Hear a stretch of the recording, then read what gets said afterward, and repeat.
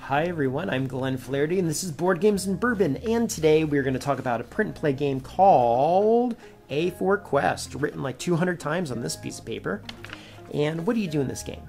So it's called A4 Quest because A4 is the paper size and you don't have to cut anything, which is a bonus. And in it, what you're trying to do is you are trying to make it through an entire dungeon, represented by this piece of paper. And essentially you're going to be allocating dice.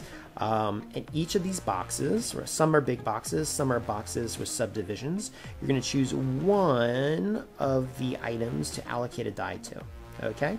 And as you go on, your die get used up, so you might have to spend an action reclaiming your die, and so forth and so on. And you roll a number, you pick what you want, like a green horn or a treasure chest, and then down here it tells you what that die corresponds to. Sometimes you'll have to allocate a die to an arrow, which lets you move through the game, and sometimes you'll come across a red skull, which is a fight you must always have with a big old baddie. Now, how does the replayability work? Okay, well, first you build up a character sheet.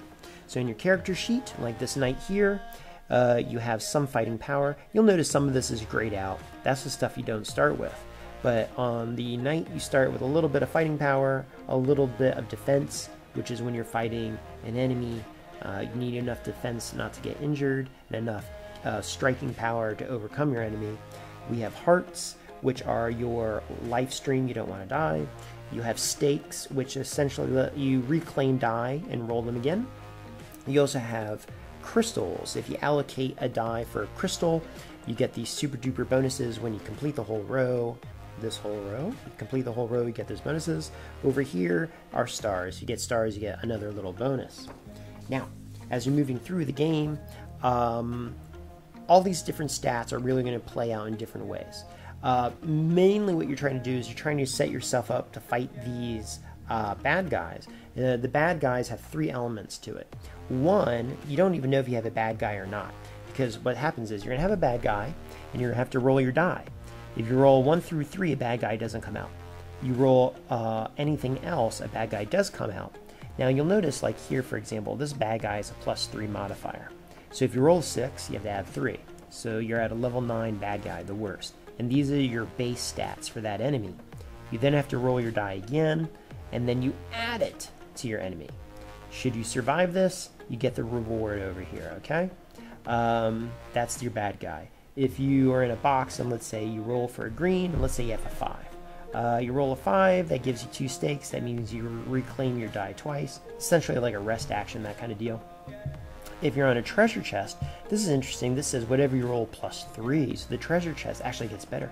So if you go to the treasure chest and you decide to allocate your die there, you'll be where it says 9, that gives you 2 hearts and immediately lets you take a die back. And it goes on and on like that. So that's the game in 3 minutes. Now, what are my thoughts about it? Okay, a lot of good things going on here. Number 1, the artwork, top notch, 10 out of 10. Boy, print and plays have really come a long way. The rules, very clear, very short. There are 3 pages of rules, okay, but it's not nearly as daunting as it might appear. Page 1 of the rules, mostly pictures, not bad at all. Page 2 of the rules, mostly examples, great for clarifying what's going on.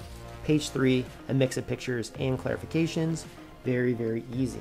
Now, play. This plays a lot like another print and play out there called Mini Rogue. Mini Rogue is a game where you put out, if I remember correctly, you get like 9 possible locations, but you pick 7, you put it out, and you battle your way through with stats. That game's fun, it's very fast, and it's a small version of a larger game to come. The artwork in that one is great, but I got burned out on it. Not because it was bad, but just because I went through all the iterations.